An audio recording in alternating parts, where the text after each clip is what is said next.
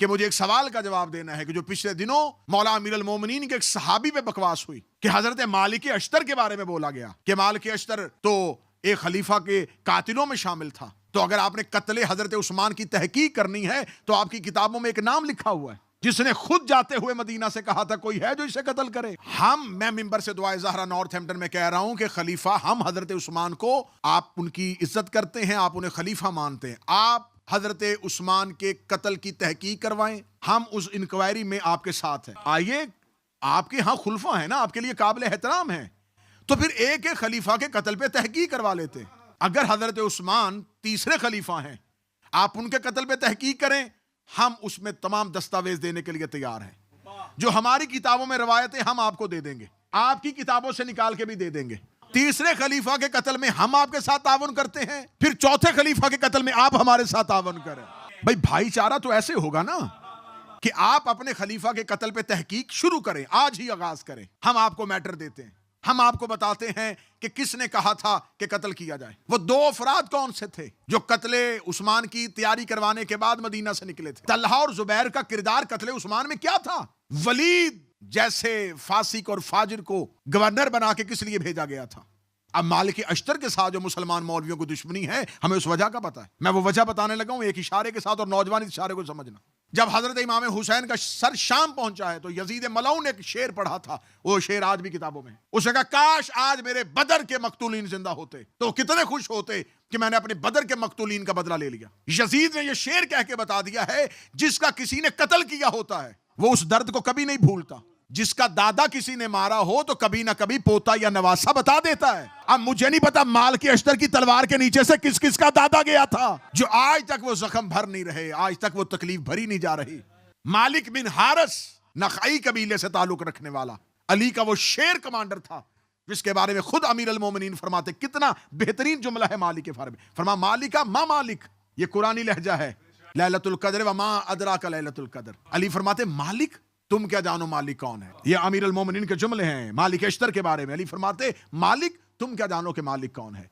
अली फरमाते अगर ये पत्थर होता, पहाड़ होता तो कोहे गुरा होता, इतना बुलंद होता कि कोई इसकी बुलंदी को छू ना सकता। अगर ये पत्थर होता, संग होता तो इतना कीमती होता कि कोई इसकी कीमत ही ना दे सकता। अगर ये परिंदा होता तो इतनी ऊंची परवाज में होता कि कोई तायर इस तक पहुंच ही ना सकता। ये कहने के बाद अगले जुमले पे अली ने पूरी मालिक अश्तर की जिंदगी बंद कर दी। फरमाया मालिक को मुझसे वही निस्बत है जो मुझे रसूल के साथ थी। मालिक अश्तर को मुझसे वही निस्बत है जो मुझे रसूल अल्लाह के साथ। जनाब मालिक अश्तर को अहले सुन्नत ने भी अपनी किताबों में उन्होंने कहा है कि सहाबी के तौर पर इन्हें जाना जा सकता है, क्योंकि इन्होंने दौरे रसूल पाया है लेकिन ज़ियारत रसूल नहीं की। 11 हिजरी में रिसालत में आपकी रहलत होती है और मौला अमीर अल मोमिनीन को यमन भेजा जाता है। पहले एक शख्स को भेजा गया था यमन तबलीग के लिए, वो शख्स यमन गया, कोई बंदा मुसलमान ना हुआ। बाकायदा किताब और तारीख है कि इतना अरसा यमन रहने के बाद उसने कहा या रसूल अल्लाह वापस आ जाऊं, कोई भी मुसलमान नहीं हो रहा। रिसालत में आपने वापस बुला के अली को भेजा। अमीर अल मोमिनीन का जाना था, पूरा यमन अली के हाथों में मुसलमान हो गया। और जो अली के हाथ में मुसलमान हुए हों, जिन्होंने चेहरा अली से इस्लाम को पढ़ा हो। यमन अली के शियों का मरकज था। इमाम हुसैन अलैहिस्सलाम ने जब मदीना छोड़ा था तो जनाब मोहम्मद हनफिया ने इमाम हुसैन से कहा था कि अगर आप महफूज मकाम पे जाना चाहते हैं तो यमन से ज्यादा महफूज कोई नहीं है, क्योंकि वो अली के आशिकों का शहर है। ये पूरे का पूरा यमन शिया हो गया था, मुसलमान हो गया था, कलमा रसूल पढ़ लिया था अली की वजह से।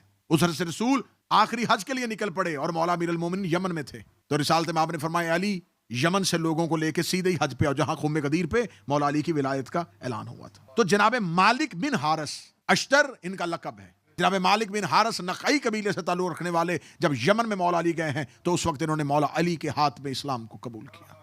मौला के सहाबी बन गए, मौला के जानसार बन गए, मौला के कमांडर बन। अली से 10 साल बड़े थे, 10 साल ज़ाहरी हयात तैयबा में अमीर अल मोमिनीन से बड़े थे। बुलंद कद, बुलंद कामत, इंतहाई दलेर, इंतहाई जुर्रतमंद, जमल और सफीन में लड़ता हुआ अली का ये शेर मौलवियों को माल के अश्तर से दुश्मनी की अगली वजह मैं दुआए ज़हरा में बता देता हूं।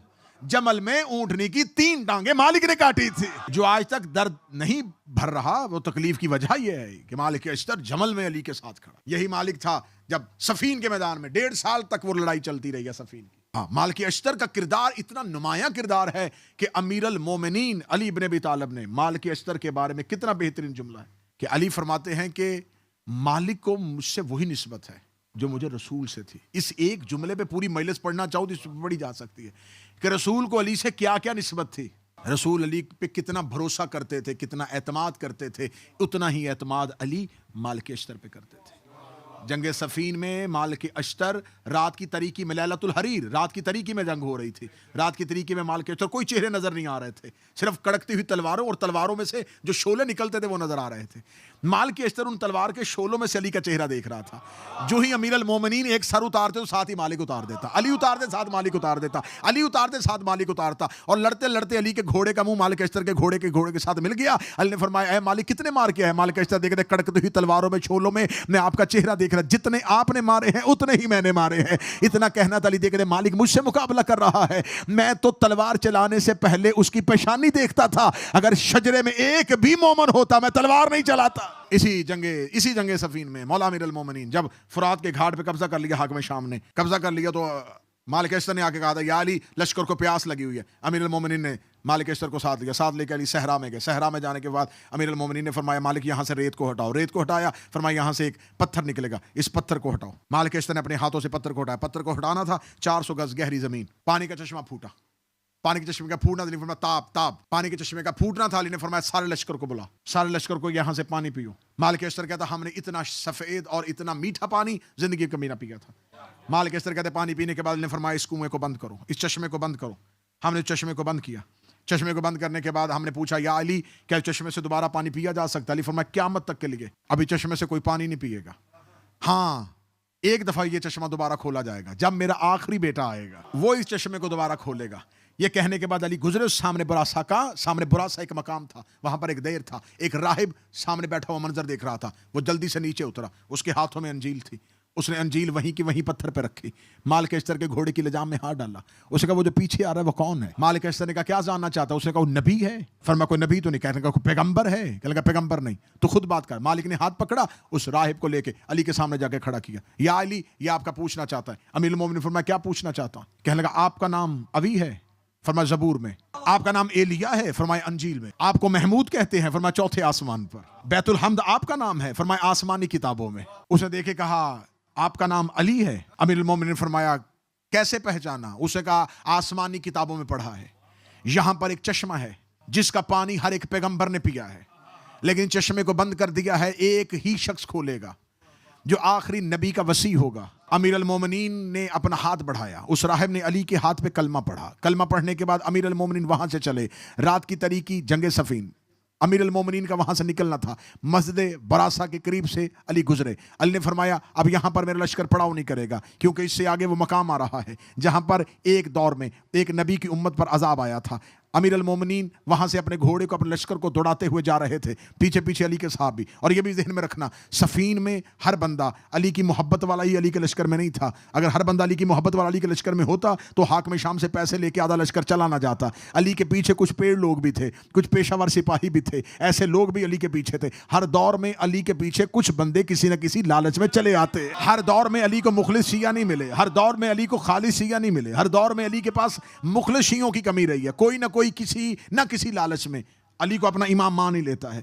लश्कर का निकलना था। अमीरुल मोमिनीन ने फरमाया, इस मैदान में नमाज अदा नहीं करनी। अमीरुल मोमिनीन ने इतना कहना था। या अली के लश्कर में से बाज साहब ने कहा, या अली फिर कहाँ जाएंगे? फरमाया, जब तक इस सहरा से गुजर नहीं जाते उससे आगे जाकर नमाज पढ़ेंगे। या अली सहरा से अगर निकलते निकलते निकल गए तो या अली फिर तो जोहर का वक्त चला जाएगा। तो या अली, हमें तो अव्वल वक्त में नमाज अदा करनी है, हमें अव्वल वक्त में नमाज अदा करनी है। इतना कहना था। उन लोगों ने एक दूसरे से कहा, अली तो जंग के लिए कह रहे हैं। सही कहा था हाकिम शाम ने, अली तो खिलाफत और हुकूमत का इतना हरीस हो गया है कि अली तो अब इबादत को छोड़ रहा है। देखो, अव्वल वक्त की नमाज को तर्क करवा के अली हमें कह रहा है कि लश्कर को लेके आगे बढ़ना चाहिए। इसका मतलब है कि अली को हुकूमत के हरीस है, लेकिन अली को इबादत परवरदिगार का कुछ नहीं है। इतना कहने के बाद कुछ लोगों ने अपने आप को वहीं से अली के लश्कर से निकाला कि हम तो अव्वल वक्त में नमाज अदा करेंगे। कुछ ऐसे बदबख्त भी होते हैं जो अली को छोड़ के नमाज अदा करने की तैयारी कर लेते हैं। हमें अली को छोड़ के नमाज अदा करनी है। जिन्होंने अपने आप को अली के लश्कर से निकाला, अली के पीछे मालिक अश्तर, अली के पीछे अली के नौकर, अली के पीछे अली के सहाबी, वो अली के पीछे अपने घोड़े को दौड़ाते गए। मालिक अश्तर कहता, जब हम उस सहरा से दूर निकले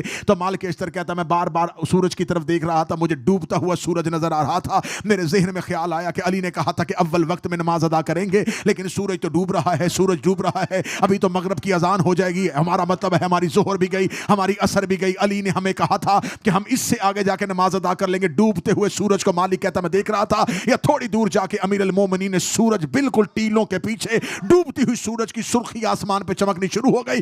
अमीर अल मोमिनीन ने अपने घोड़े को रोका, घोड़े को रोक के अली ने अपने लश्कर से बोला मालिक इन लश्कर वालों से कही यहीं पर खड़े होकर अजान दो, हम यहीं पे नमाज पढ़ेंगे। इतना कहता था मालिक कहता मैंने कांपते हुए बदन से अली के सामने जाके अपने हाथों को जोड़ा। जोड़ने के बाद मैंने कहा या अमीर अल मोमिनीन या यसूबुद्दीन या कायदे खुल मुअज्जलीन, एक दफा जरा निगाहें उठा के देखें सूरज डूब रहा है। इतना कहना था, अली ने सूरज की तरफ देखा, अली की आंख सूरज की तरफ गई या सूरज ने पलट के उसी मकाम पे आना शुरू किया जहां से अली ने छोड़ा था। हमने अल्लाह अकबर कहा, अली कहते मालिक के सर पे अली ने अपना हाथ रख के कहा मालिक याद रखना इसने मुझसे अल्लाह सीखा है, मैंने इससे नहीं। हम अताअत सूरज में नहीं, सूरज अताअत इमाम में। और यही मालिक इब्न हारिस, यही अश्तर जिसने सफीन में हाकिम शाम के खेमे की तनाबों को काटा और बिल्कुल तलवार करीब थी, चंद लम्हे दूर थी तलवार हाकिम शाम की गर्दन से, जब पीछे से आवाज आई कि अली ने कहा है कि जंग खत्म कर दो। मालिक अश्तर ने वहीं पे तलवार को नियाम में रखा। बाद में एक शख्स ने पूछा था और मालिक ने कहा था कि मुझे सारी जिंदगी इस बात का दुख रहेगा, अली का सबसे बड़ा दुश्मन मेरी तलवार के नीचे था, काश अली उस वक्त जंग ना रोकते तो अली का सबसे बड़ा दुश्मन मेरे हाथों कत्ल हो जाता। तो एक शख्स ने कहा जब इतना करीब था तो कर देता। कहता क्या करूं, मैंने जंग नहीं की, अली की अताअत में जहाद किया। ये तलवार जब भी चली है अली की अताअत में चली है। हम पूरी दुनिया के सामने जो अली के साहब थे, जो अली के नौकर थे, हम उनका किरदार बताने के लिए तैयार हैं। अगर हमसे कोई भी अपनी किसी भी हीरो की तकरीम करवाना चाहता है, किसी की इज्जत करवाना चाहता है, आप हमारे सामने नाम लेके आए, हम आपकी किताबों से उनका किरदार पढ़ते हैं। किरदार इज्जत के काबिल हुआ तो इज्जत करते हैं, किरदार नफरत के काबिल हुआ तो नफरत करते हैं। हमारे पास एक म्यार है, हमारे पास एक चीज है, हम ये देखते हैं कौन अहले बैत से कितना मुखलिस है। जिसने अहले बैत से वफा की हम उसे वफादारी करते हैं, जिसने अहले बैत से दगा किया हम उस पर लानत करते हैं। अगर हमारा म्यार गलत है तो लोग हमें गर्दनें काटें, हमारे घर जलाएं, हमें काफिर कहें, हम इस म्यार से 1 इंच पीछे हटने के लिए तैयार नहीं। हमारा म्यार नबी और नबी की अहले बैत है, हम 1 इंच पीछे हटने के लिए तैयार नहीं कि कोई नबी और नबी की औलाद से वफा करे और हम उससे वफा ना करें।